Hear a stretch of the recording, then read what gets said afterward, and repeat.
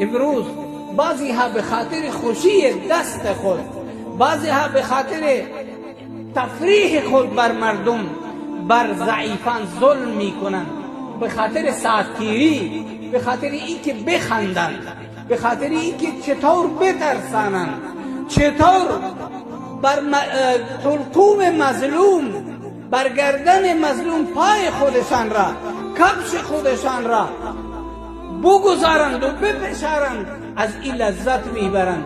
اما رسول الله صلی الله علیه وسلم فرمودند که اتقوا الظلم، شما از ظلم پرهیز بکنید. چرا؟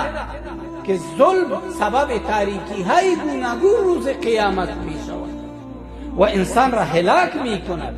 و فرمودند واتقوا الشح، از طمع زیاد، از حرص زیاد هم بترسید.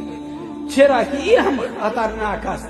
قبلی ها را امی حرص زیاد امت های گذشته را به هلاکت رسانید. و شما از ظلم پرهیز بکنید.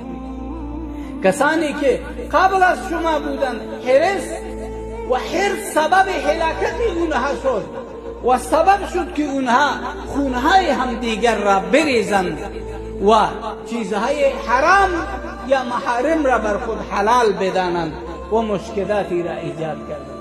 لذا از ظلم فرمودند پرهیز بکنید. چه اندازه در دنیا ظلم می شود. می بینیم آفتها را، مصیبتها را می بینیم، مشکلات را می بینیم، باز هم ظلم صورت می گیرد. گاهی در حق الله ظلم می کنیم، نماز او را ضایع می کنیم، چیزی را که بر ما حرام قرار داده اجتناب نمی کنیم و اوامر او را ضایع می کنیم و گاهی در حق بندگان الله ظلم می کنیم که این خیلی خطرناک است.